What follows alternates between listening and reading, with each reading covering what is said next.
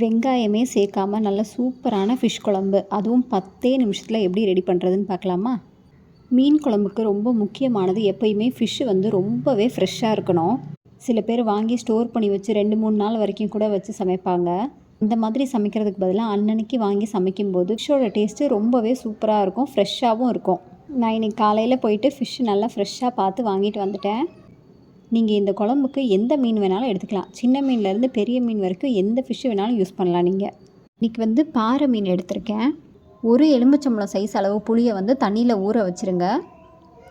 முடிஞ்ச வரைக்கும் நல்ல கருப்பு புளியாக கிடைக்கும் கடையில், அதை வாங்கி ஊற வைங்க. மீன் குழம்புன்னு இல்லை, புளிக்குழம்பு எது வச்சாலுமே இந்த கருப்பு புளி யூஸ் பண்ணிங்கன்னா ரொம்ப டேஸ்ட் நல்லாயிருக்கும் குழம்பு.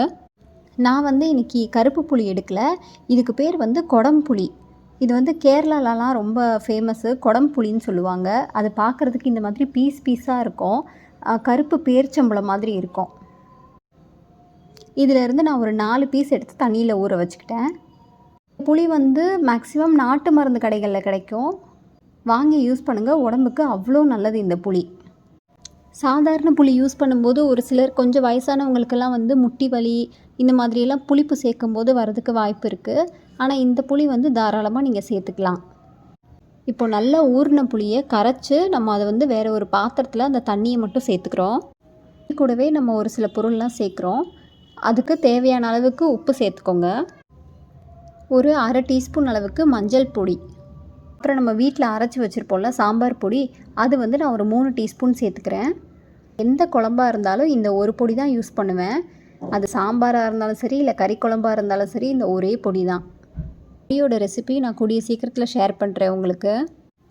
இது கூடவே 2 நல்ல பழுத்த தக்காளியாக உள்ளே சேர்த்து நல்லா பிசைஞ்சு விட்டுருங்க. கட் பண்ணியெல்லாம் போடாதீங்க, கையிலேயே நல்லா பிசைஞ்சு விட்டுருங்க. அப்போ தான் குழம்போட டேஸ்ட்டு நல்லாயிருக்கும். இந்த சில அப்படியே எடுத்து ஒரு ஓரமாக வச்சுட்டு, இப்போ அடுப்பில் நான் வந்து மண் சட்டி யூஸ் பண்ணி குழம்பு வைக்க போகிறேன். மண் சட்டியை அடுப்பில் வச்சிடுறோம். மண் சட்டி நல்லா காயவும் அதில் ஒரு 3 டீஸ்பூன் அளவுக்கு நல்லெண்ணெய் சேர்த்துக்கிறேன். எண்ணெய் நல்லா காயவும் அதில் ஒரு 1/2 டீஸ்பூன் அளவுக்கு கடுகு, 1/2 டீஸ்பூன் சீரகம், 1/4 டீஸ்பூன் வெந்தயம், 1/2 டீஸ்பூன் மிளகு, அப்புறம் கொஞ்சம் உடச்ச உளுந்தும் சேர்த்துக்கிறோம். நல்லா பொரியவும் அதுலேயே வந்து ஒரே ஒரு பச்சை மிளகாயும் கருவேப்பிலையும் சேர்த்து நல்லா ஃப்ரை பண்ண விட்டுறோம். நான் சொல்லியிருந்த மாதிரி இது வெங்காயம் சேர்க்காத மீன் குழம்பு. நம்ம அதுக்கு ஆல்டராக என்ன சேர்க்குறோன்னா, இது வந்து கறி வடகம். நிறைய பேர் கேள்விப்பட்டிருப்பீங்க, நம்ம நார்மலாக சூப்பர் மார்க்கெட்ஸ்லேயே கிடைக்கும் கறி வடகம்ன்ட்டு.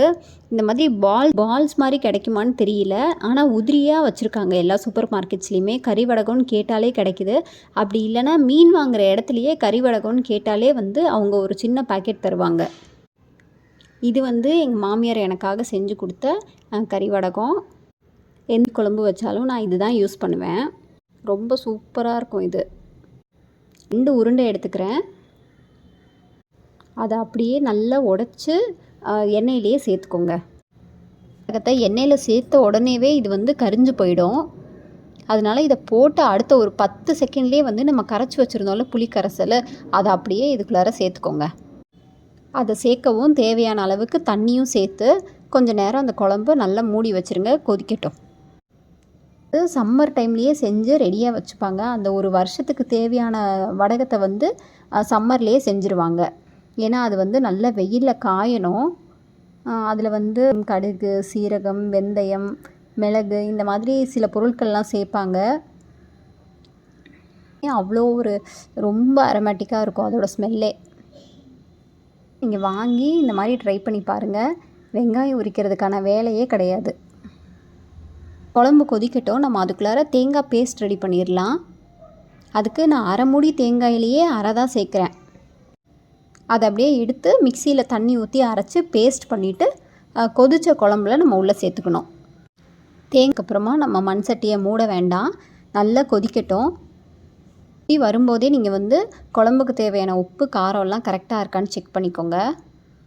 நல்லா கொதிச்சிருச்சு. இந்த ஸ்டேஜில் தான் நம்ம நல்லா ஆட் பண்ணிடுறோம். அது நான் ஸ்டார்டிங்லேருந்து குறைக்கவே இல்லை, தான் இருக்குது. அப்போ நான் ஃபிஷ் ஃப்ரைக்கு சைடில் ரெடி பண்ணிகிட்டே இருக்கேன், உங்களுக்கு பார்த்தீங்கன்னா தெரியும். அதோட ரெசிபி நம்ம சேனலில் இருக்குது, லிங்க் டிஸ்கிரிப்ஷனில் தரேன், போய் செக் பண்ணி பாருங்கள். மீன் வெந்துருச்சான்னு பார்க்குறதுக்கு நான் என்ன பண்ணுவேன்னா இந்த மாதிரி கரண்டியில் எடுத்து ஒரு கத்தியை வச்சு லைட்டாக குத்தி பார்ப்பேன். சேர்க்கும்போது நம்ம இந்த மாதிரிலாம் பண்ணணும்னு அவசியமே இல்லை. ஏன்னா அதோட கண்ணு வந்து நல்லா வெளியே வரும்.